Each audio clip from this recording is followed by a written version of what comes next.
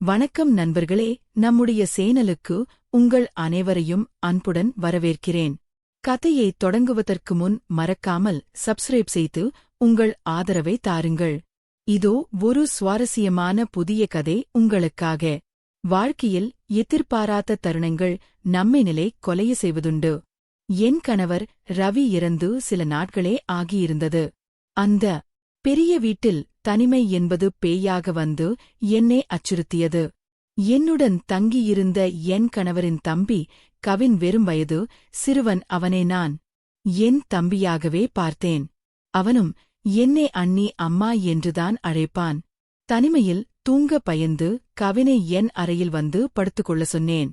அது குளிர்காலம், கம்பளி போர்வையின் கதகதப்பில். அவன் என் அருகில் தூங்கும்போது எனக்கு ஏதோ ஒரு பாதுகாப்பற்ற உணர்வு இருந்தது. ஆனால் என்னை தவிர அந்த வீட்டில் வேறு யாரும் இல்லே. மாமனார், மாமியார் என யாரும் இல்லாத அந்த வீட்டில் கவின் மட்டுமே என் ஒரே துணையாக இருந்தான்.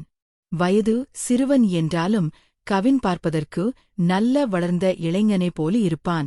ஒருநாள் இரவு என்னுள் இருந்த ஏதோ ஒரு குழப்பம் அல்லது அந்த தனிமையின் அழுத்தம் என்னை அவனை சோதிக்கத் தூண்டியது. என்ன செய்கிறோம் என்று தெரியாமல் அவனை மெதுவாக தட்டி எழுப்ப முயன்றேன். அவன் ஆழ்ந்த உறக்கத்தில் இருந்தான். இருட்டில் என் கை அவனை தொட்ட அந்த ஒரு நொடி என் கண்கள் வியப்பில் விரிந்தன. என் கணவன் இறந்து 5 நாட்கள் கூட ஆகவில்லை. இப்போது என் அருகில் இருப்பவன் அந்த சிறுவனா? அல்லது அன்று இரவு அந்த வீட்டின் மோனம் எனக்கும் அந்த சிறுவனுக்கும் இடையில் இருந்த எல்லையே ஏதோ ஒரு விசித்திரமான திசையை நோக்கி நகர்த்தியது. எனக்கு புரியாத மர்மம் ஒன்று அந்த அறையிலேயே நிலை கொண்டிருந்தது. என் தாயின் எச்சரிக்கை வார்த்தைகள் என் காதுகளில் இப்போதும் எதிரொலித்தன. கவின் உனக்கு தம்பி மட்டும்தான். ஆனால் காலம் மாறும்போது அவனுக்கும் உனக்குமிடையே ஒரு மறைவு அவசியம் என்று அம்மா அடிக்கடி சொல்வார். அன்று அதை நான் ஒரு பொருட்டாகவே நினைக்கவில்லை. ஆனால் இன்று என் கணவர் ரவியின் மறைவுக்குப் பின் என் முன் நிற்கும் இந்த வயது கவின் எனக்கு ஏதோ ஒரு அந்நியனே போல தெரிந்தான். இரவு 1 மணி கதவைத் தட்டியது கவின். அவன் கையில் ஹோட்டல் பொட்டலாம். அவன் கண்களில் தெரிந்த அந்த பரிதாபம் வெறும் பாசமா அல்லது ஏதோ ஒரு மறைமுகமான திட்டமா? அண்ணி, நீங்கள் சாப்பிடாமல் இருந்தால் என்னால் தாங்க முடியாது. என் அண்ணனே, பற கொடுத்துவிட்டேன். உங்களையும் நான் இழக்க விரும்பவில்லை என்று அவன் சொன்னபோது அவன் குரலில் இருந்த முதிர்ச்சி என்னை மிரட்டியது. அவன் என் பாதுகாப்பு கருதி என்னை தரைத்தளத்தில் உள்ள அறைக்கு மாற்ற சொன்னான். மேலே உள்ள அறை பாதுகாப்பானது அல்ல என்று அவன் சொன்ன விதம் அந்த வீட்டின் மீது அவனுக்கு இருக்கும் அதிகாரத்தை காட்டியது. நான் தயக்கத்துடன் அவனது அறைக்கு சென்றேன். அவன் அறைக்கு சென்ற அந்த நொடி என் கண்கள் வியப்பால் விரிந்தன. நான் அதிர்ந்து போய் நின்றேன். என் கணவர் ரவி உயிருடன் இருந்தபோது கவினன் அறை இப்படி இருந்ததே இல்லே. அறையின் சுவர்கள் முழுவதும் ஏதோ ஒரு விசித்திரமான படங்களாலும் புரியாத குறியீடுகளாலும் நிரப்பப்பட்டிருந்தன. ஒரு மூலையில் என் கணவரின் உடைமைகளை விட விசித்திரமான சில பொருட்கள் அடுக்கி வைக்கப்பட்டிருந்தன. அந்த சிறுவன் கவின் எனக்கு தெரிந்த அந்த அப்பாவி தம்பிதானா? அல்லது என் கண்களுக்கு தெரியாத ஏதோ ஒரு முகமுடியை அவன் அணிந்திருக்கிறானா? அந்த அறையில் நிலவிய அந்த ஒருவித மனம் என் கணவர் கடைசியாக எனக்கு கொடுத்த அந்த வாசனை திரவியத்தின் மனம் போலவே இருந்தது. திடீரென்று பின்னால் ஒரு சத்தம் கேட்டது. கவின் என் பின்னால் வந்து நின்றான். அவன் கண்கள் வழக்கத்திற்கு மாறாக தீட்சணியமாக ஜொலித்தன. என்ன அண்ணி, என் அறையை பார்த்து ஆச்சரியப்படுகிறீர்களா? அவன் குரலில் இருந்த அந்த விசித்திரமான நடுக்கம் என் முதுகு தண்டில் ஒரு பயத்தை ஊறுவசைத்தது. என் கணவர் இறந்து 5 நாட்களே ஆகிறது. இப்போது இந்த வீட்டில் நான் மட்டும் தனியாக ஒரு தெரியாத மனிதரைப் போல நடந்து கொள்ளும் கவினுடன் இருக்கிறேன். என் தாயின் பயம் நியாயமானதுதான் என்பதை இப்போது உணர்கிறேன். கவின் வெறும் சிறுவன் அல்ல. அவனுக்குள் ஏதோ ஒரு ரகசியம் மறைந்திருக்கிறது. அன்று அவன் கொடுத்த தேநீரை கையில் வாங்கியபோது என் கைகள் லேசாக நடுங்கின. கவின் சொன்ன அந்த வார்த்தைகள் என் இரத்தத்தை உறைய வைத்தன. அன்னைக்கு தூக்கம் வரவில்லை என்று நண்பனிடம் சொன்னேன். அவன் மாத்திரே போட்டு தர சொன்னான்.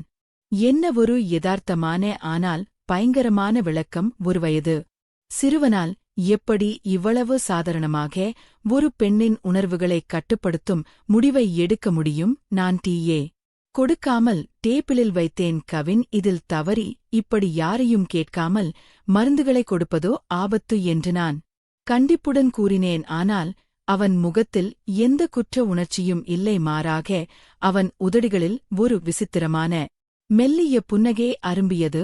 அவனது அறைக்குள் நான் கண்ட அந்த நகைப்பெட்டிகள் என் நினைவுக்கு வந்தன. நான் பாதுகாப்பாக பூட்டி வைத்திருந்த நகைகள் எப்படி கவினின் அறைக்கு வந்தன? அவனது அறைக்குள் நான் கண்ட அந்த பொருட்கள் வெறும் விளையாட்டு பொருட்கள் அல்ல, அவை ரவியின் ரகசியங்கள். நான் மெல்ல அவனிடம் கேட்டேன், கவின், என் அறைப்பூட்டை திறக்க உனக்கு எப்படி தெரியும்? அந்த நகைப்பெட்டிகள் எப்படி உன் அறைக்கு வந்தன?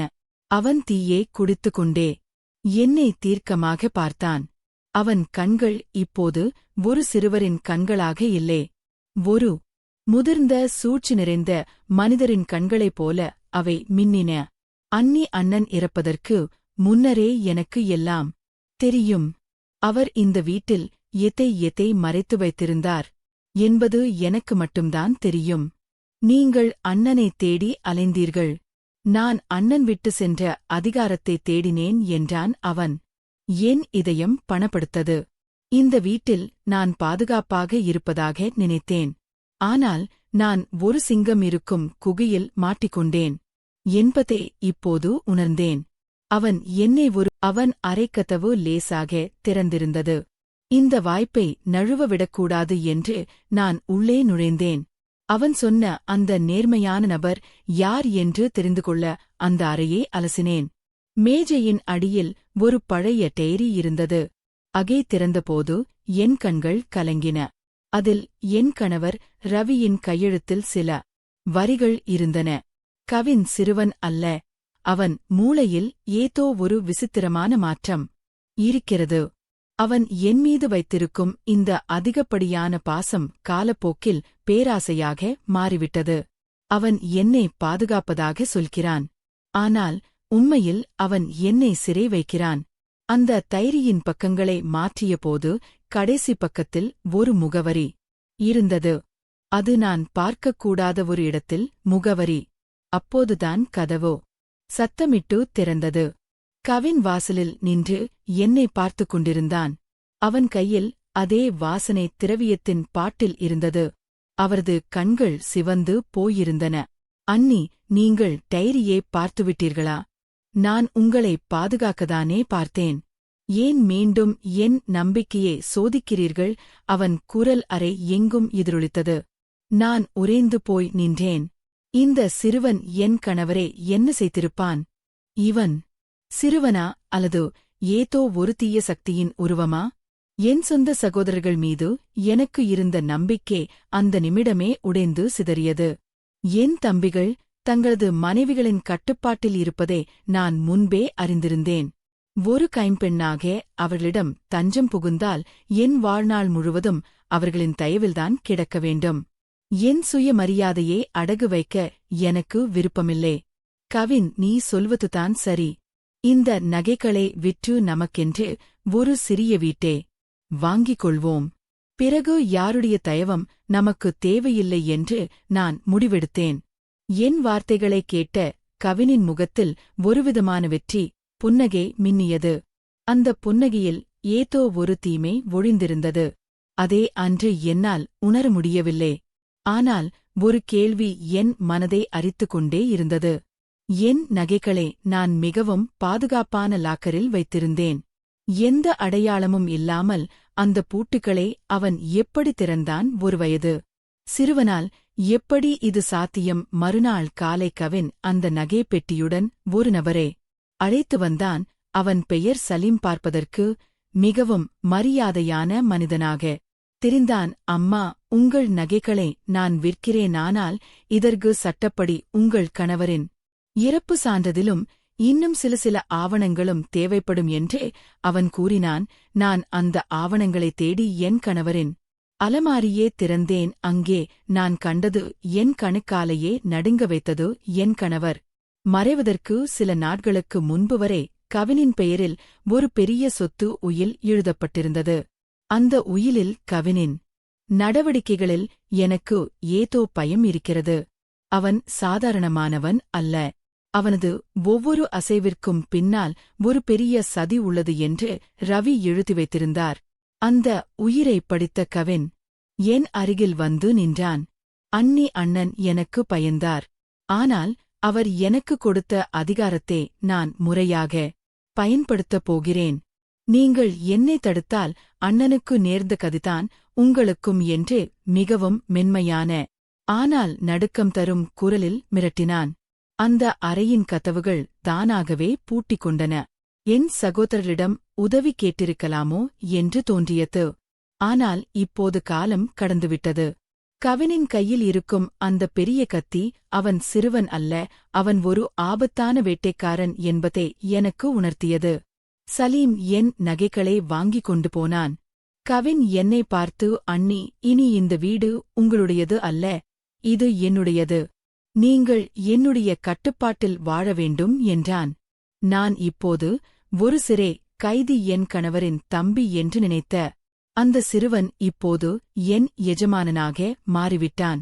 அந்த புதிய வீடு பார்ப்பதற்கு அழகாக இருந்தாலும் ஏனோ அதில் ஒருவிதமான அமானுசிய அமைதி நிலவியது. நான் மிகவும் சிரமப்பட்டு வீட்டை சுத்தம் செய்து சமையலறையில் கவனுக்காக காத்திருந்தேன். அவன் சீக்கிரமே வந்து விடுவான் என்று நினைத்தேன். ஆனால் அன்று அவன் வர நீண்ட நேரமானது. என் மனம் மீண்டும் அந்த பழைய சந்தேகங்களுக்குள் நுழைந்தது. இரவு நேரம் நெருங்கியது. கதவை தட்டும் சத்தம் கேட்டு நான் சென்று திறந்தேன். கவின் உள்ளே வந்தான். அவனது கண்கள் ஏதோ ஒரு வெற்றியின் மமதையில் ஜொலித்தன. கையில் ஒரு சிறிய பெட்டியுடன் வந்தவன் என்னை பார்த்து ஒருவிதமான புன்னகையை சிந்தினான். அண்ணி, இந்த வீட்டிற்கான பத்திரங்களை நான் வாங்கிவிட்டேன். ஆனால் சலீம் அங்கில் ஒரு முக்கியமான விஷயத்தை சொல்ல சொன்னார் என்று கூறிவிட்டு தன் கைவசம் இருந்த அந்த பெட்டியை என்னிடம் நீட்டினான். என்ன விஷயம் கவின், நீ ஏன் இவ்வளவு அவசரமாக இருக்கிறாய் என்று நான் கேட்டேன். அவன் என் அருகில் வந்து என் தோள் மீது கை வைத்தான். ஒரு வயது சிறு அந்த சிரிப்போ அறையின் இருளில் எதிரொலித்தது. அண்ணன் இறப்பதற்கு முன் அவர் இந்த தகவலை என்னிடம் ஒப்படைக்க விரும்பவில்லை. ஆனால் நான் அவரை தடுத்து நிறுத்தினேன். அவர் தன்னிடம் வைத்திருந்த அந்த ரகசிய பெட்டியின் சாவி இப்போது என் கையில் உள்ளது. நீங்கள் உங்கள் கணவரைப் பற்றி என்ன நினைக்கிறீர்கள்? அவர் ஒரு சாதாரண வியாபாரி என்றுதானே? அவர் ஒரு பெரிய குற்றக் கும்பலின் முக்கிய புள்ளி என்பதே உங்களுக்கு தெரியுமா? என் இதயம் நின்றது போல் இருந்தது. இல்லே, அது போய் என்று நான் அலறினேன். பொய்யா, பாருங்கள் என்று அவன் தன் மேஜை இழுப்பறையை திறந்தான்.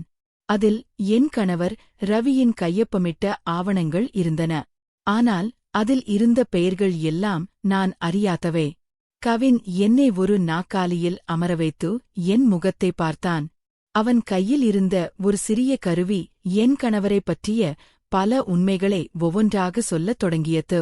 இனி நீங்கள் என்னை தட்டிக் கேட்க முடியாது அண்ணி, நீங்கள் என் பாதுகாப்பில் இருக்கிறீர்கள். அந்த புதிய வீட்டின் ஒவ்வொரு செங்கலும் ஒவ்வொரு அறையும் அண்ணன் சம்பாதித்த அந்த பாவ பணத்தால் கட்டப்பட்டது. இந்த வீட்டிலிருந்து நீங்கள் வெளியேறினால் உங்கள் உயிருக்கு ஆபத்து.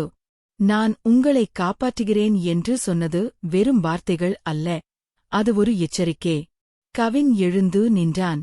அவளது உருவம் சுவரில் ஒரு நிழலாக பெரியதாக தெரிந்தது.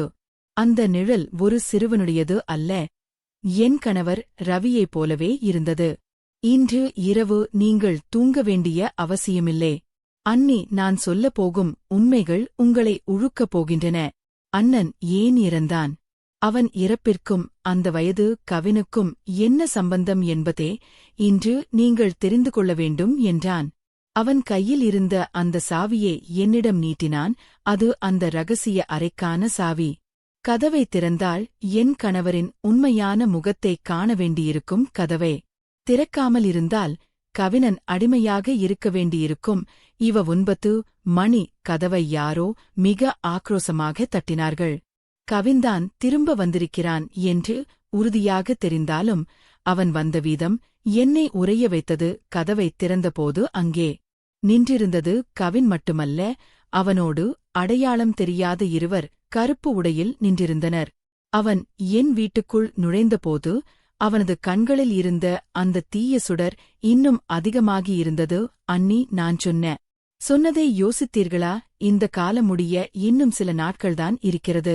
அதற்குள் நீங்கள் ஒரு முடிவுக்கு வரவேண்டும். இல்லை என்றால் இந்த வீட்டை விட்டு வெளியேற முடியாது என்று சொன்னேன் அல்லவா? அதை இப்போது செயலில் காட்ட வேண்டிய நேரம் வந்துவிட்டது என்றான். நான் நடுங்கிக் கொண்டே கத்தினேன். கவின், இது உன் அண்ணன் ரவி கஷ்டப்பட்டும் சம்பாதித்த வீடு. நீ ஒரு சிறுவன். உன் மூளை கெட்டுப் போய்விட்டது. இப்போதே இந்த வீட்டை விட்டு வெளியேறு. அவன் மீண்டும் சிரித்தான். அது ஒரு சிறுவனின் சிரிப்பல்ல, அதிகார துணை கொண்ட மனிதனின் எள்ளி நகையாடல். அண்ணன் ரவி, அவரைப் பற்றி உங்களுக்கு என்ன தெரியும்? அவர் ஒரு மிகப்பெரிய குற்றக் கும்பலின் தலைவன். அவர் மறைந்த பிறகு அந்த பேரரசின் வாரிசு நான். நீங்கள் என் அண்ணனின் மனைவி அல்ல. நீங்கள் என்னுடைய சொத்து. இப்போது அந்த ஆவணத்தில் கையெழுத்தினீங்கள். இந்த வீடு இனி என் பெயருக்கு மாறிவிட வேண்டும் என்று கூறி ஒரு காகிதத்தை நீட்டினான். நான் அதை பார்க்க மறுத்துவிட்டேன். உடனே அவன் என் கழுத்தை பிடித்து சுவரோடு சாய்த்தான். அவனது பிடியில் இருந்த அந்த வலிமை ஒரு வயது சிறுவனுடையது அல்ல. என் கணவர் ரவிக்கு இருந்த அதே வலிமை, அதே பிடிமானம். யார் நீ? கவின், இல்லை, எனக்கு தெரியும் என்று நான் அலறினேன். அவன் என் காதருகே வந்து மெல்லிய குரலில் சொன்னான், நான் யார் என்பது உங்களுக்கு தெரிய வேண்டிய அவசியமில்லை. ஆனால் ரவி ஏன் இறந்தான் என்று கேட்டீர்களே, அந்த உண்மையே சொல்லட்டுமா? ரவி என்னை அழைக்க நினைத்தான். ஆனால் நான் அவனை விட வலிமையானவன். அவன் உடலுக்குள் இருந்த அந்த தீய சக்தியின் ஒரு பகுதி இப்போது என்னிடம்தான் இருக்கிறது.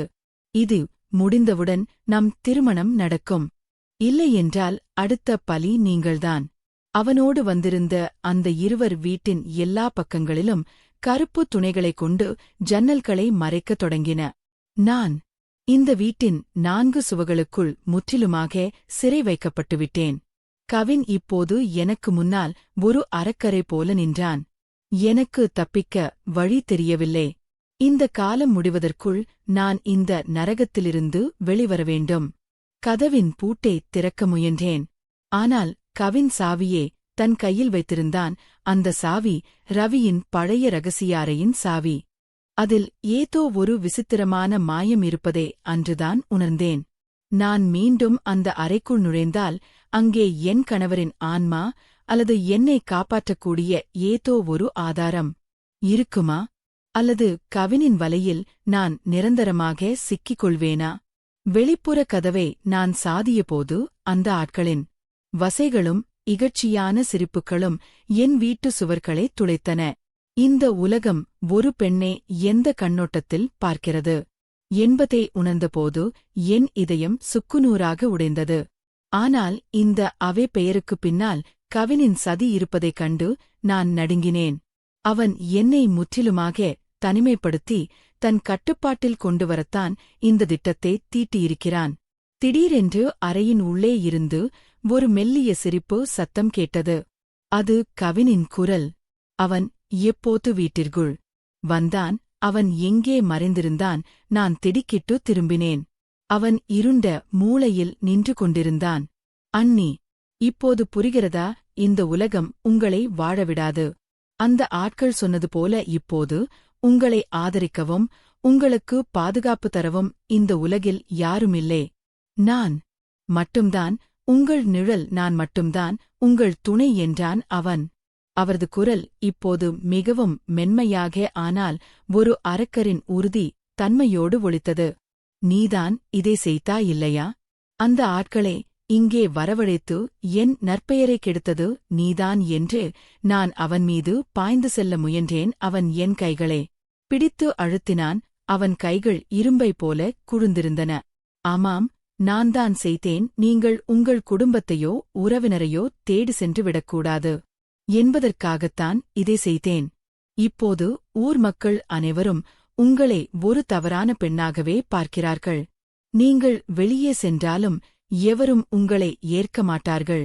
இப்போது நீங்கள் இந்த வீட்டிற்குள் என்னுடன் இருப்பதன் தவிர வேறு வழி இல்லை என்றான். நான் கதறி அழுதேன். என் அழுகை அவனுக்கு ஒரு பெரிய வெற்றியாகத் தெரிந்தது. அவன் என்னை தரையோடு இழுத்து சென்று ரகசிய அறைக்கான சாவியை என் கையில் திணித்தான். இப்போது உள்ளே சென்று பாருங்கள். உங்கள் கணவர் ரவி எதற்காக துரித்தாரோ அது அங்கேதான் இருக்கிறது. அதை நீங்கள் பார்த்தால் மட்டுமே ஏன் நான் உங்களை இப்படி சிறை வைத்திருக்கிறேன் என்பது புரியும். நீங்கள் அந்த அறையை திறக்காவிட்டால் நாளை காலை அந்த ஆட்கள் மீண்டும் வந்து இந்த வீட்டை தீயிட்டுக் கொளுத்துவார்கள். இப்போது முடிவு உங்களுடையது என்று சொல்லிவிட்டு அவன் அறையை விட்டு வெளியேறினான். வீடு அமைதியானது. ஆனால் அந்த மோனம் மரணத்தை விட பயங்கரமாக இருந்தது. நான் அந்த ரகசிய அறையின் கதவின் முன் நின்றேன்.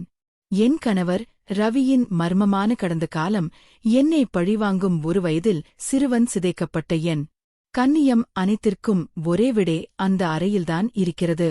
கைகளை நடுங்கிக் கொண்டே அந்த சாவியை துளைக்குள் நுழைத்தேன். கூட்டு திறந்தது. கதவு மெதுவாக சத்தத்துடன் திறக்கத் தொடங்கியது. ரகசிய அறையின் கதவு மெல்ல திறந்தது. உள்ளே ஒருவிதமான பழைய காகிதங்களின் மனமும் ஏதோ ஒரு மருந்து வாசனையும் கலந்திருந்தது. சுவரில் இருந்த ஒரு சிறிய விளக்கை நான் எரிய வைத்தேன். அந்த அறை முழுவதும் புகைப்படங்களும் ஆவணங்களும் நிறைந்திருந்தன. ஆனால் நான் கண்ட காட்சி என் இதயம் நின்று போகும் அளவுக்கு அதிர்ச்சியே தந்தது. அந்த அறையின் சுவர்களில் என் கணவர் ரவியின் புகைப்படங்கள் இருந்தன. ஆனால் ஒவ்வொரு புகைப்படத்திலும் ரவியின் முகத்திற்கு பக்கத்தில் நான் அந்த தெருவில் பார்த்த கவினின் முகமும் இருந்தது. ஆனால் அது வயது சிறுவன் கவின் அல்ல. அது அவன் வளர்ந்தா பருவத்தின் முகம். அருகில் இருந்த ஒரு கோப்பை எடுத்தேன். அது ரவியின் உயில். அதில் எழுதப்பட்டிருந்தது, நான் கவினை பெற்றெடுக்கவில்லை. கவின் நான் செய்த ஒரு அறிவியல் பரிசோதனை. என் மரணத்திற்குப் பின் என் ஆளுமையை அவனுக்குள் கடத்த வேண்டியிருந்தது. அவன் ஒரு சிறுவன் அல்ல.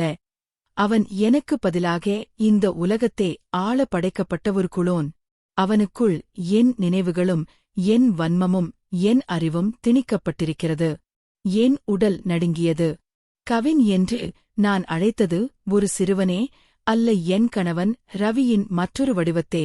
அவன் என்னிடம் காட்டிய அந்த பாசம், அவன் பேசிய முதிர்ச்சியான வார்த்தைகள், ஏன் அவன் என்னை அடைய துடித்தான் என்பதற்கு இப்போது விடை கிடைத்தது. அவன் ரவியின் ஆன்மாவையும் அறிவையும் சுமக்கும் ஒரு இயந்திரம். திடீரென்று கதவு மூடும் சத்தம் கேட்டது. பின்னால் கவின் வந்து நின்றான். இப்போது அவனது கண்களில் ஒரு விசித்திரமான பிரகாசம் இருந்தது. அவன் என் கையை பிடித்து கொண்டான். இப்போது புரிகிறதா, அனீர் ரவி இறந்துவிடவில்லை. அவன் என் வடிவில் மீண்டும் வந்திருக்கிறான். நான் ரவியின் நினைவுகளுடன் வாழும் ஒரு புதிய உயிரினம். நீங்கள் ரவியை தேடினீர்கள். ரவி உங்கள் முன்னால் நிற்கிறான். இனி நீங்கள் எங்கும் போக முடியாது. நாம் இருவரும் சேர்ந்து இந்த புதிய உலகத்தை உருவாக்கப் போகிறோம். அவன் சொன்னது உண்மைதான். அவன் தொடுதலில் என் கணவர் ரவியின் ஸ்பரிசம் இருந்தது. ஆனால் அது ஏதோ ஒரு கரையான் அரித்த மரம் போல பயங்கரமானதாக இருந்தது. அவன் சிரிக்கும்போது ரவியின் குரல் அந்த அறையில் எதிரொலித்தது. நான் ஒரு மனிதனுக்காக அளவில்லை. ஒரு ஆய்வகத்தில் உருவாக்கப்பட்ட ஒரு மாயைக்காக சிறைப்பட்டிருக்கிறேன். அவன் என் கழுத்தில் ஒரு சங்கிலியே அணிவித்தான். இனி நீங்கள் என் மனைவி. ரவிக்கு நீங்கள் எப்படி மனைவியாக இருந்தீர்களோ அப்படியே எனக்கும் இருப்பீர்கள். இந்த கதவுகள் இனி ஒருபோதும் திறக்காது. அவன் அந்த அறையின் சொச்சை அழைத்தான். இருள் சூழ்ந்தது. அந்த அறையில் என் அலறல் சத்தம் யாருக்கும் கேட்கவில்லை. நான் ரவியின் நினைவுகளில் அந்த புதிய மனிதனின் சிறையில் வாழ்நாள் முழுவதும் கைதியாகி போனேன். அந்த வீட்டின் ஜன்னல்கள் வழியாக நிலவு தெரிந்தது. அது ஒரு சாட்சி மட்டுமே. அந்த வயது சிறுவரின் முகம் மூடி விழுந்துவிட்டது. அங்கே ரவியின் வன்மம் மீண்டும் ஒரு புதிய பரிமாணத்தில் உயிர் பெற்று வளர்ந்திருந்தது.